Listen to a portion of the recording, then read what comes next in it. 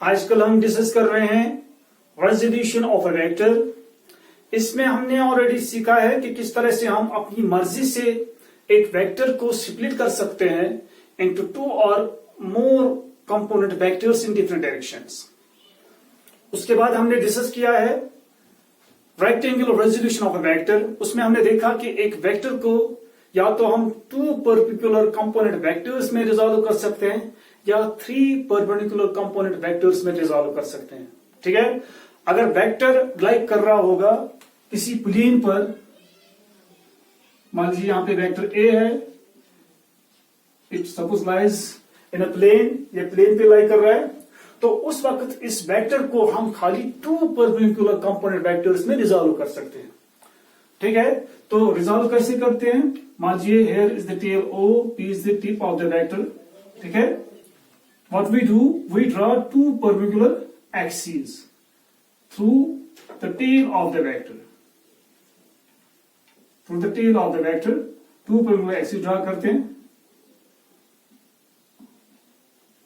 This is vertical axis, this is horizontal axis, इसका नाम रखते हैं suppose this is x axis, this is y axis. Okay, and then what we do, we draw two perpendiculars from the tip of the vector A, यहां से एक perpendicular draw करते हैं on x axis। ठीक है, यहां से एक इंटरसेप्ट बन गया, मान लीजिए OM is the intercept।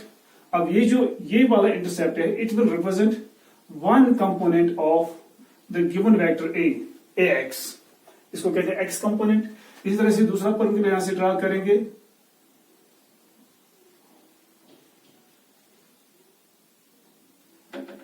एक और परपेंडिकुलर ड्रा कर दिया यहां से from the tip of the vector on y axis. तो यहां से वाई एक्सिस पर एक दूसरा इंटरसेप्ट बन गया, यह है इंटरसेप्ट, यहां इसका नाम रखेंगे M। So OM is the intercept along y axis of the given vector A। ये जो इंटरसेप्ट है along y axis, this represents the second component of the given vector। ठीक है, as these two components are perpendicular to each other, therefore इनको कहते हैं rectangular components of the given vector A, and the process is called a rectangular resolution of a vector in a plane। Is this clear to you? और ये हमने already discuss किया है detail में हमने ऑलरेडी डिस्कस किया है, ये हमने सीखा है किस तरह से हम इसको रिजॉल्व करते हैं। ओके, अब अगर यही वेक्टर प्लेन पे नहीं होगा, ये स्पेस में होगा इस तरह से, if it lies in space, if the vector is in space. ठीक है, उस वक्त हम इस वेक्टर को रिजॉल्व कर सकते हैं into three perpendicular component vectors में। ठीक है, और वो किस तरह से हम उस वक्त रिजॉल्व करते हैं इस वेक्टर को into three perpendicular component vectors. ठीक है, उस प्रोसेस को हम कहते हैं rectangular resolution of a vector in space. Rectangular resolution of a vector in space. और जो कंपोनेंट्स बनेंगे परपेंडिकुलर कंपोनेंट्स, उनको कहते हैं rectangular components of a vector in space. Is this clear? यही आज का टॉपिक है, यही आज हम डिटेल में डिस्कस करेंगे। आज हम देखेंगे किस तरह से अगर एक वेक्टर लाई करा होगा स्पेस में, फिर उस वेक्टर को हम किस तरह से स्प्लिट करते हैं into three perpendicular component vectors. Okay, so यही आज का टॉपिक है, यही आज हम डिस्कस करेंगे, यहां पे यही सीखेंगे। Okay, now let us start. Consider a vector in space. एक वेक्टर में यहां पे ड्रा करूंगा, ये मान लीजिए स्पेस में है, इसको मैंने व्हाइट बोर्ड पे ड्रा कर दिया। ये एक्चुअली स्पेस में है, स्पेस में मैं इसको ड्रा नहीं कर सकता हवा में, ठीक है ना, इसलिए मैंने व्हाइट बोर्ड पे ड्रा कर दिया। ठीक है, इस तरह से आई विल शो यू, ये इस तरह से स्पेस में है, इस तरह से नहीं है, इट्स लाइक दिस। हाँ, इन स्पेस, ये व्हाइट बोर्ड पे नहीं है, स्पेस में है, इस तरह से, not like this, it is like this. ठीक है, ओके, अब स्पेस में मैं लाइन ड्रा नहीं कर सकता, मैंने व्हाइट बोर्ड पे ही ड्रा कर दी। ठीक है, अब इस वेक्टर को स्प्लिट करना है into three mutually perpendicular component vectors. इससे पहले हमने देखा अगर एक वेक्टर को स्प्लिट करना होगा into two mutually perpendicular component vectors में, तो वहां पे हमें टू परपेंडिकुलर एक्सिस की जरूरत पड़ती है, जो हम ड्रा करते हैं through the tail of the vector. ठीक है, अब यहां पे एक वेक्टर स्पेस में है, इसको three mutually perpendicular component vectors में रिजॉल्व करना है। अब यहां पे हमें जरूरत है थ्री म्यूचुअली परपेंडिकुलर एक्सिस की। Is this clear to you? तो 3 एक्सिस हम ड्रा करेंगे जो म्यूचुअली परपेंडिकुलर हो through the tail of the vector. मान लीजिए O is the tail of the vector, P is the tip of the vector. ठीक है, तो पहले क्या करेंगे, यहां से 3 एक्सिस ले लेंगे। One is x axis, suppose this is x axis है, ये एक्स एक्सिस है। एक और एक्सिस ले लेंगे परपेंडिकुलर एक्स एक्सिस ऊपर की तरफ।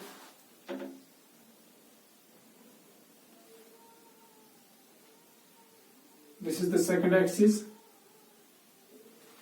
ठीक है, थोड़ी टेढ़ी हो गई है इस तरह से।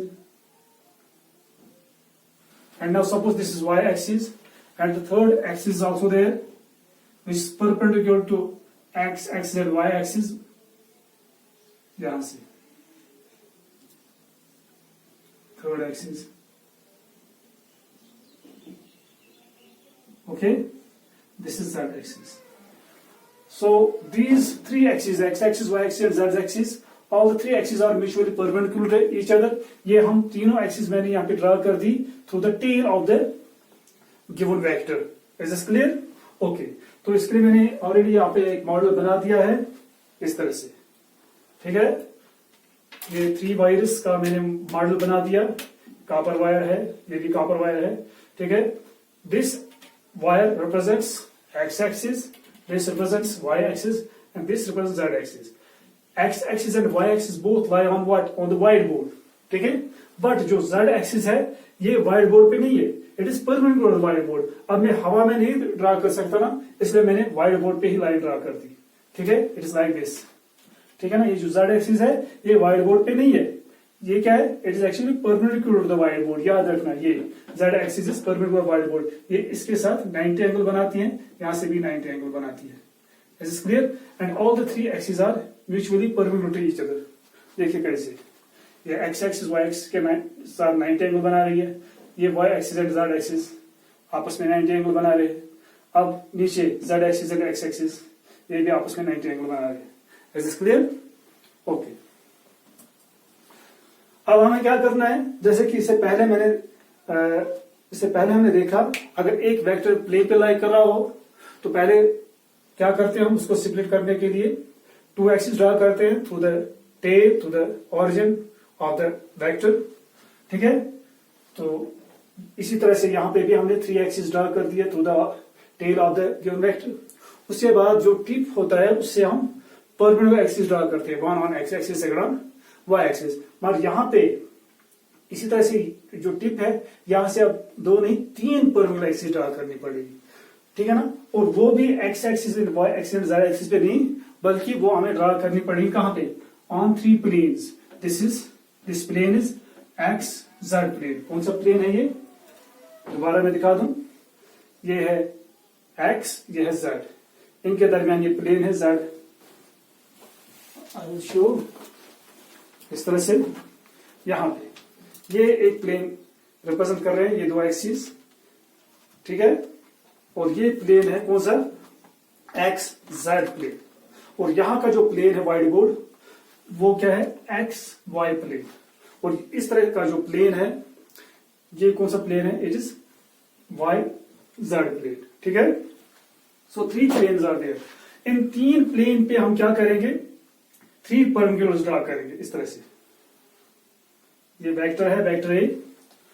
उसके बाद हम यहां से एक परपेंडिकुलर ड्रा करेंगे इस प्लेन पर। ये नीचे इस तरह से प्लेन है, यहां से मैं इस तरह से दिखा दूं।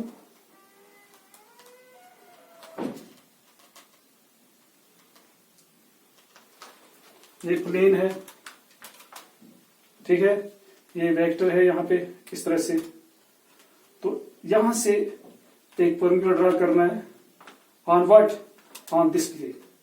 उसके बाद यहां से एक और परपेंडिकुलर ड्रा करना है on what, x y plane. तो यहां से एक और परपेंडिकुलर ड्रा करना है on what, on y z plane. Is this clear? Okay, आप लोगों ने समझ लिया होगा कि मैं क्या कह रहा हूं। यहां पे एक परपेंडिकुलर यहां से ड्रा करेंगे, एक परपेंडिकुलर यहां से ड्रा करेंगे ऑन एक्स जेड प्लेन, दूसरा परपेंडिकुलर यहां से ड्रा करेंगे on what, on y z plane, और एक और परपेंडिकुलर ड्रा करेंगे ये तीसरा परपेंडिकुलर है on what x y plane. अब इन तीन परपेंडिकुलर से हम क्या करेंगे, we will complete a parallelepiped. ठीक है, ओके, तो वो पैरेलल पाइपेट हम कंप्लीट करेंगे इस तरह से।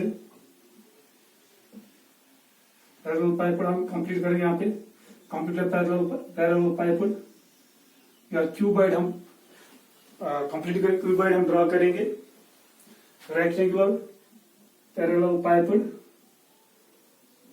यहां से एक और लाइन या इस तरह से जाएगी एक और लाइन,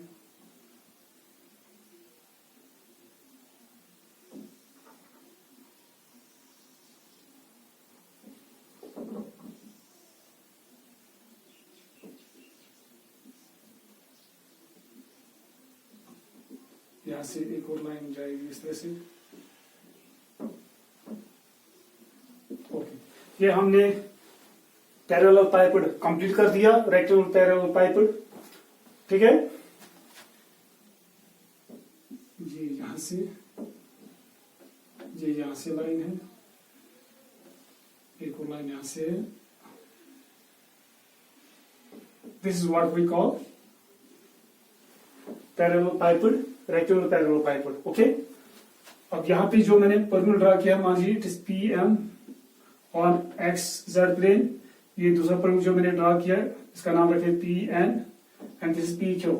ओके, तो इन थ्री परपेंडिकुलर से हमने क्या किया, हमने एक रेक्टेंगुलर पैरेलल पाइपेट कंप्लीट कर दिया, या क्यूबॉइड हमने कंप्लीट कर दिया। Is this clear? अब ये जो क्यूबॉइड है, इसके थ्री इंपॉर्टेंट फेसेस जो यहां से स्टार्ट हो रहे हैं, ठीक है ना, फ्रॉम पॉइंट पी। ठीक है, these three faces, this is face number 1, ये वाला फेस, यहां से दूसरा फेस है, और यहां से ये फ्रंट फेस है, राइट साइड फेस है, टॉप फेस है और फ्रंट फेस है। ठीक है ना, these three faces cut the x axis, ये वाला फेस कट कर रहा है एक्स एक्सिस को हेयर, मान लीजिए एट पॉइंट एस। ठीक है, ओके, तो ये जो ये कट कर रहा है ये वाला फेस, ये बनेगा एक intersect. This is one intersect of the given vector along x axis. ठीक है ना, and therefore this will represent one component of the given vector that is in x direction, therefore it is ax। Is this clear? अब दूसरा face जो है top face, ठीक है, it cuts the y axis here at this point, इसका नाम रखेंगे, मान लीजिए दिस इज r। ठीक है, this is point r here। Okay, तो इसने ये y axis को r पॉइंट पे कट कर दिया, therefore this OR is an intercept along y axis of the given vector a। तो ये रिप्रेजेंट करेगा इसका क्या, दूसरा component, that is the y component, ay। Is this clear? अब जो थर्ड फेस है, फ्रंट फेस, ये वाला face NPM, it cuts the z axis here eight A point, इसका नाम रखेंगे मान लीजिए T। ठीक है, ओके, तो जो ये इंटरसेप्ट बन गया along z axis, this will represent the third component of the given vector a, that is az। Is this clear? And all the three components are mutually perpendicular to each other। अब देखिए, all the three are mutually perpendicular to each other, therefore these are the three rectangular components of a given vector a। इस तरह से हम एक vector को separate कर सकते हैं into three mutually perpendicular component vectors, अगर वो वेक्टर स्पेस में लाई कर रहा हो। Is this clear to you? Okay, ये हमने दिखा दिया किस तरह से हम इसको सेपरेट कर सकते हैं। Is this clear? So ax is a component of given vector along x-axis, ay is a component of rectangular component of vector along y-axis, and az is a rectangular component of the given vector a along z-axis। Is this clear to you? Okay, हम prove करेंगे कि ये जो ax, ay, az है, these are the rectangular components of a given vector A. Is this clear? उसके लिए हम क्या करेंगे, एक यहां से एक लाइन ड्रा करेंगे, O को M के साथ मिलाएंगे, OM, ये मैंने लाइन ड्रा कर दी। अब देखिए जो एजेस होते हैं, पैरेलल एजेस, वो सारे के सारे आपस में बराबर होते हैं। जो क्यूबॉइड के पैरेलल एजेस होते हैं वो आपस में बराबर होते हैं। ये एज इसके बराबर होगा, ये एज इसके बराबर होगा, और इसी तरह से ये एज और ये वाले एजेस बराबर है, ठीक है ना, ये वाले एजेस आपस में बराबर है। इस तरह से ये वर्टिकल एजेस ये भी आपस में बराबर है। Is this clear? अब ये जो वर्टिकल एज यहाँ पे है, ये वाला वर्टिकल एज, ये वर्टिकल एज, ये vertical edge of the cuboid, ये सारे आपस में बराबर होंगे।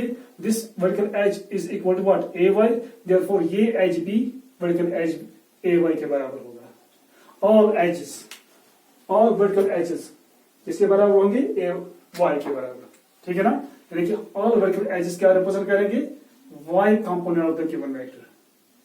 अगर यहां से एरो ड्रा करेंगे ऊपर की तरफ। Is this clear? इसी तरह से ये वाला एज ये रिप्रेजेंट कर रहा है यहां से x component of the given vector x, तो ये भी एक्स के बराबर होगा, ये भी एक्स के बराबर, ये भी एक्स के बराबर, ये फ्रंट लाइन, ठीक है, फ्रंट बॉटम, ये वाला, ये भी एक्स ही रिप्रेजेंट करेगा, ठीक है ना। अगर एरो ड्रा करेंगे इसी डायरेक्शन में तो ये एक्स वेक्टर बनेगा, ठीक है। तो ये होगा component of given vector in x direction, ये भी रिप्रेजेंट कर सकता है, इससे भी रिप्रेजेंट कर सकते हैं, इससे भी, जो भी लाइन एज होगी parallel to what, x axis. Is this clear? Okay, now we will consider this polygon, ठीक है, पॉलीगॉन, पॉलीगॉन कौन सा polygon, O T M P, according to polygon law of vectors. अब देखिए यहाँ पे this is one vector O T, ये edge represent कर रहा है, another vector is T M, another vector is M P, ठीक है, एक और वेक्टर है OP. All the four sides of this polygon represent three vectors. Then according to polygon law of vectors, अब देखिए ये वेक्टर है OT, TM and MP, they are in the same order, ठीक है ना। अब जो फोर्थ वेक्टर है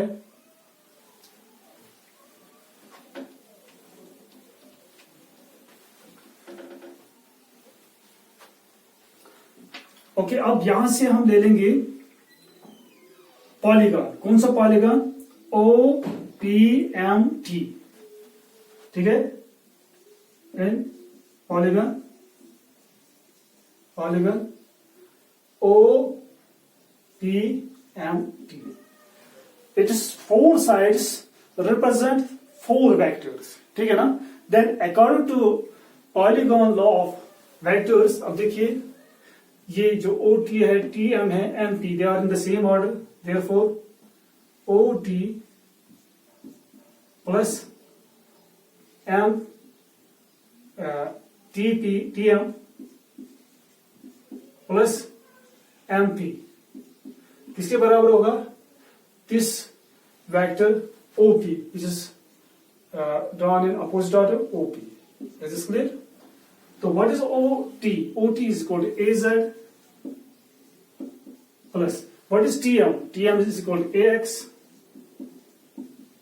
And what is MP? MP is AY. And is equal to OP. What is OP? OP is A. Is this clear? So this implies that अगर हम इनको वापस ऐड करते हैं तो गिवन वेक्टर के बराबर बनता है ये, ठीक है ना। This shows that the vector sum of these X, AY and AZ vectors is equal to what?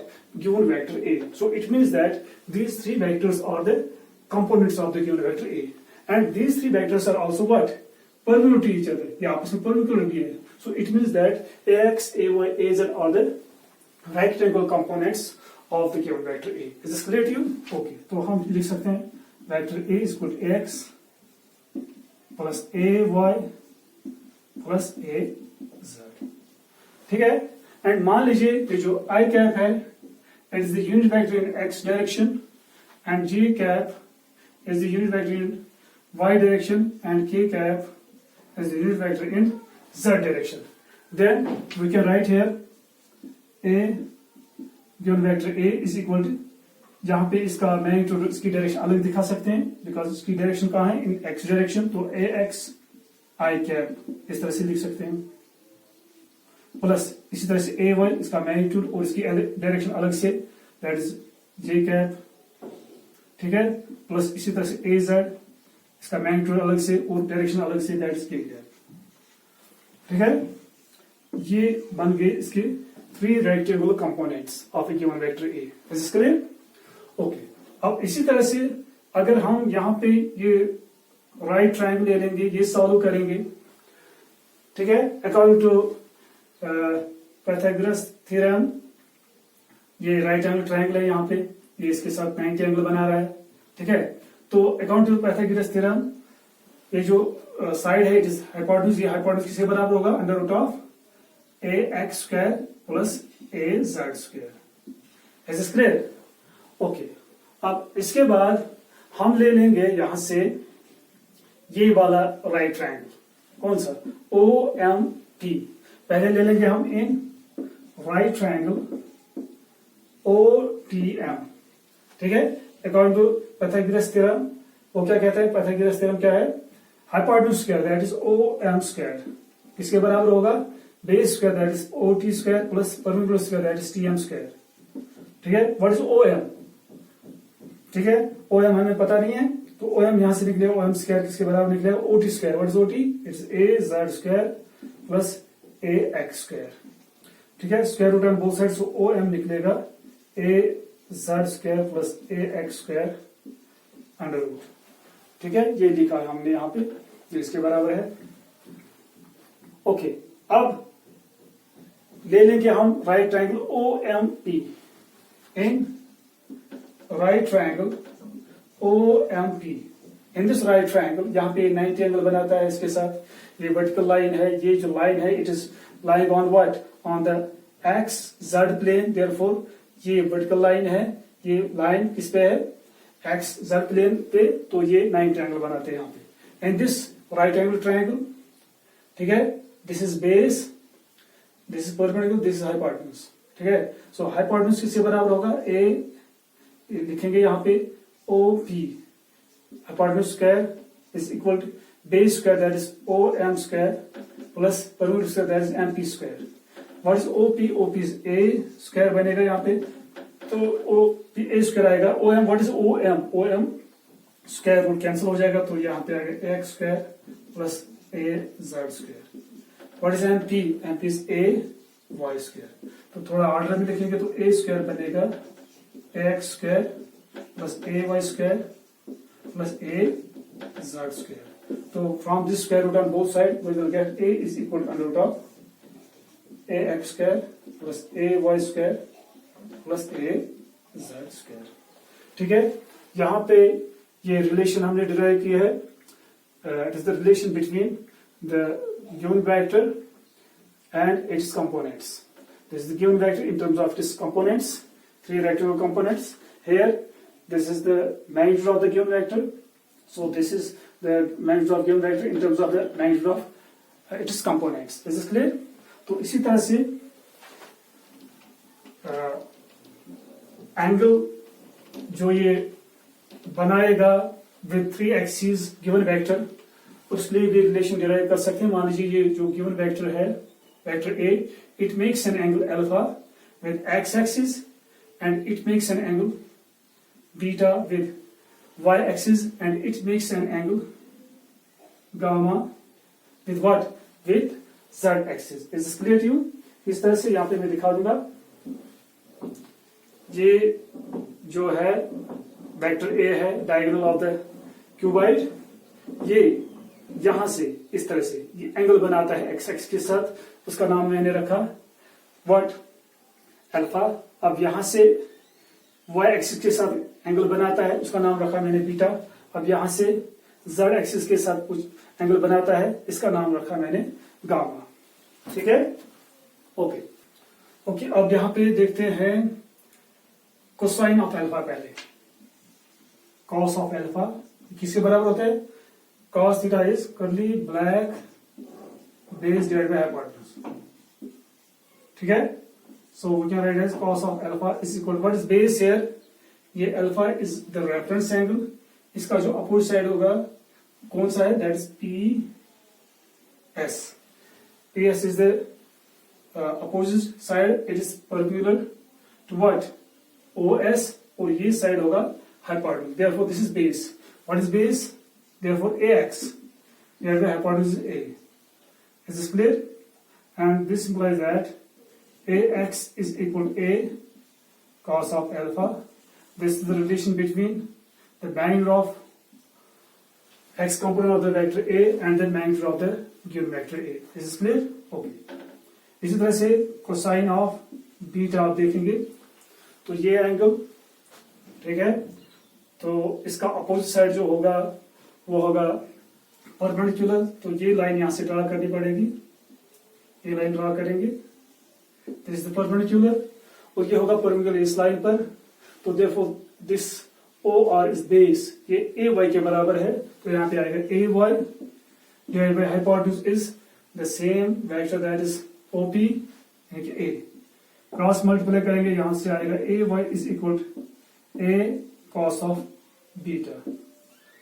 This is the relation between magnitude of the y component of the given vector and the magnitude of the given vector.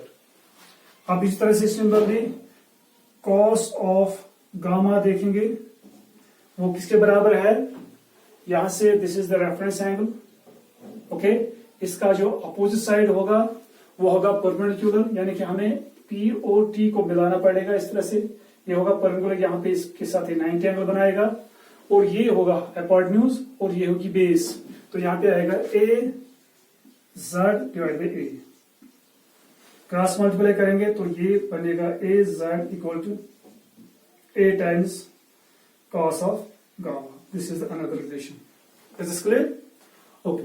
अब यहाँ पे ये जो relation है, relation number 1, relation number 2, relation number 3, these are called direction cosines. Direction cosines. These are called direction cosines. ठीक है, these are called direction cosines.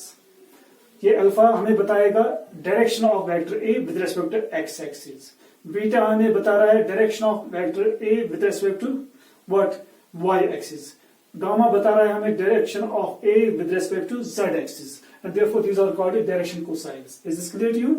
Okay, इनको direction cosines बता रहे हैं, तो हमने इस तरह से दिखा दिया किस तरह से हम एक वेक्टर को जो स्पेस में लाई कर रहा होगा उसको रिजॉल्व कर सकते हैं into 3 mutually perpendicular component vectors.